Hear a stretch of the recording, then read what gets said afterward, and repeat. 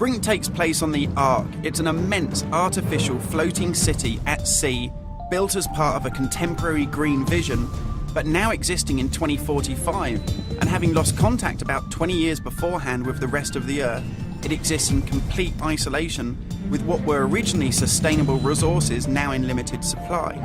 The result of this is that competing social factions have been thrown into an isolated and horrific conflict. We're heading to the Ark's airport. This was the original location that celebrities flew in and out of and had their photo opportunities, but it's also, because it's been deserted and disused for 20 years, the ideal location for me to show you a couple of the game's features in the absence of any enemies.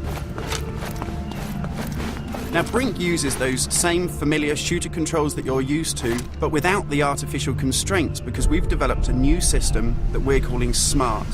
It stands for Smooth Movement Across Random Terrain.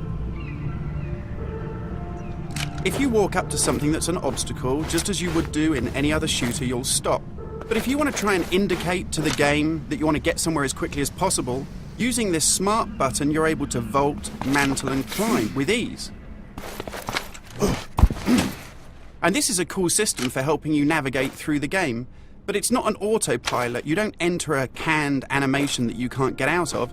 It's great for advanced players too.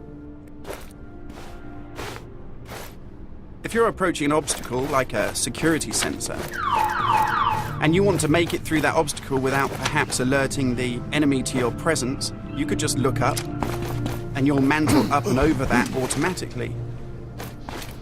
And by the same token, if you use your same SMART button just running towards something and looking down, you'll indicate to the game that you're able to slide under something. And this is really important because in Brink, we want you to be able to make tactical decisions about where you go and how you play. It's not a rail shooter where you're on a kind of minecart witnessing canned cinematics.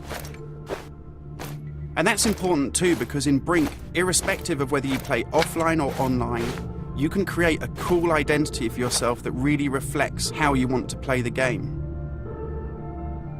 So in Brink, you take on a combat role that suits your preferred playing style, whether you're on the front line attacking the enemy or perhaps at the rear doing support. You'll take part in military objectives as part of a coordinated squad. And when you complete these successfully, you'll earn experience points that allow you to unlock cool upgrades for your weapons, really cool abilities that suit the way that you want to play, and also cool outfits that reflect what a badass you are.